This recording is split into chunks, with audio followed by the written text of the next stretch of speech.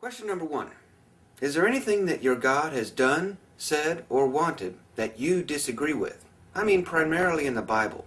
Because if you read that book, you realize God did, said, and wanted a whole lot of horrible things. The Great Flood being the first really big bad one. That was in the first book of the Bible. They really couldn't wait to get right to the genocide, could they? So if you approve of the Great Flood, you got to say, I agree with that, with what God did. Okay. If you agree with that horrible, horrible act, what does that say about you? It already said something horrible about your God. The Great Flood potentially killed millions of human beings. And I would say that they were innocent. Sin still exists after the Great Flood. And if you read the Bible, a great deal of sin existed right after and for years after the Great Flood. So why was there a flood?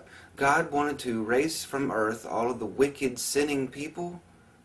Well, he didn't see the future, that's for sure. In his own book, just pages after, there are people who act in much the same way, if not worse. But I went into Genesis and tried to find out exactly why all the people who got flooded in the Great Flood deserved to drown to death. And it really was kind of vague about that, and very quick, very brief. It said they were doing wicked things. Now, since then, a lot of wicked things have been done by a lot of wicked people, right? So the Great Flood really wasn't necessary. I can't agree with that. God did a terrible, terrible thing in the Bible, if you believe that sort of thing, but the God character acted in a very evil manner and killed a lot of innocent people, including babies. And drowning is a horrible way to die. I don't agree with that, and I didn't when I was a Christian either. But I still find Christians who say, in fact most Christians say, and they have to say, it was okay and it was a good thing that God drowned all of those people and all those animals. And then I have to remind them that includes all the plant life and the marine life. They don't want to hear about that. Good. They're good people. Good people saddled with a bad story. So if you don't agree with some of that, okay, and you're asking a Christian, if you don't agree with something your God did, said, or wanted, like in the Bible or wherever else, then you yourself are a questioner, right? A skeptic. A person who knows better than God on a particular instance, like when the Great Flood happened. You wouldn't have done that, would you? I wouldn't have either. Of course not. That's because we're compassionate human beings, and God is an evil tyrant. But really, it's just a reflection of evil that other human beings have done, don't you think? They're just looking at what humans do and shaping God's after that. It's anthropomorphic all the way, taking human attributes and applying them to something in nature, even a God, if they feel that God is part of nature. And suddenly God is acting like a 3-year-old with way too much power, way too much anger and paranoia issues that it needs to work out. But we humans are responsible for that, and we're supposed to love the guy. Worst of all, this is a terrible, terrible egomaniac, a megalomaniac, a terrible killer of innocent people. I can't agree with that. But continually, every day, I find Christians who say that God never did anything wrong. Even in the Bible. The Great Flood, the terrible things he did to Job. Well, that was horrible, and it was on a dare. So if you agree with everything that God did, said, and wanted, you'll agree to pretty much anything that you're instructed, because that's all that the Bible is somebody telling you what to believe in the form of a book that people wrote. And they bring it to you, and they spoon feed you these ideas. And so if you're a Christian who believes and loves everything that God did, then you're just following. You're a sheep. You're just going along, a robot. You lost thought. Independent thought just doesn't matter to you. And many people were raised that way. It's truly sad, but I encourage you to read the Bible. Read the terrible things that your precious, loving God did. If you don't agree with something your God did, said, or wanted on a particular occasion, whatever it was, if you don't agree with it for whatever reason, you're a skeptic, you're a thinker, you're judging that God to be mistaken, and you're right. And there's nothing wrong with that. It's okay to judge people. Jesus was totally wrong when he said, "Judge not, lest ye be judged." That's foolishness. We all have to make judgments every single day in order to just function in a society. In order to leave your home, you have to make judgments about people driving down the road. What are they going to do next? You don't know. You got to judge. You got to predict. And you don't know these people. But judging is okay.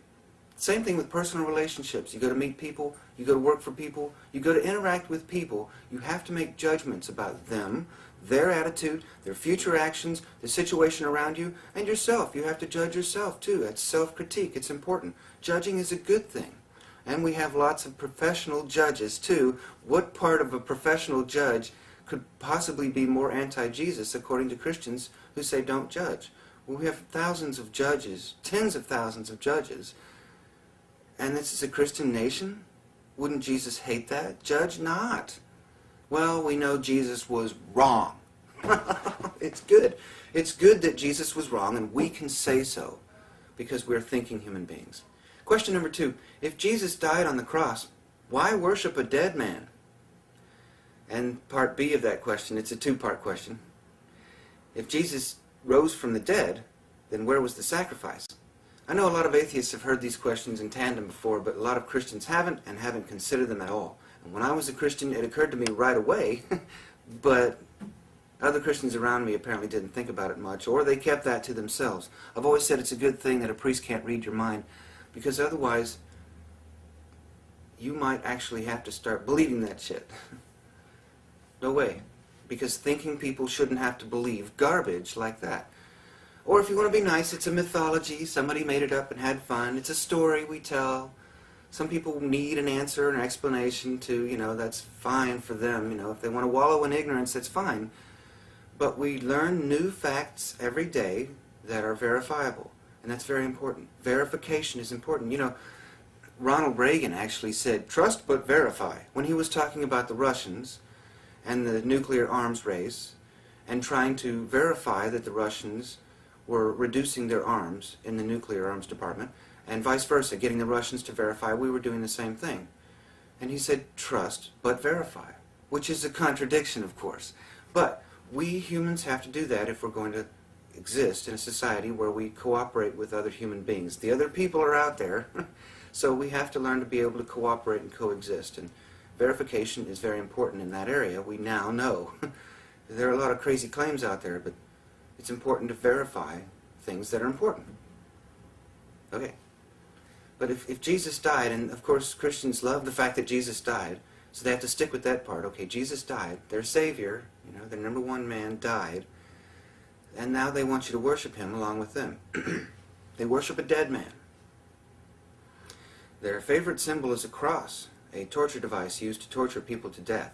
To this day, still, some people are crucified to death. It's amazing. Hard to believe. Of course, in the Philippines on Easter, they do that to themselves voluntarily, not to death. But torture and slavery, all these things are still with us in certain parts of the world. They're not gone away yet. Christianity has not managed, and God has not managed to eradicate those things. They're still around. We human beings have to work on that. So Christians automatically say, no, Jesus isn't dead. He died, but he's no longer dead because he came back to life. He rose from the dead and now lives in heaven. So which is it? Life or death? Does he exist or not?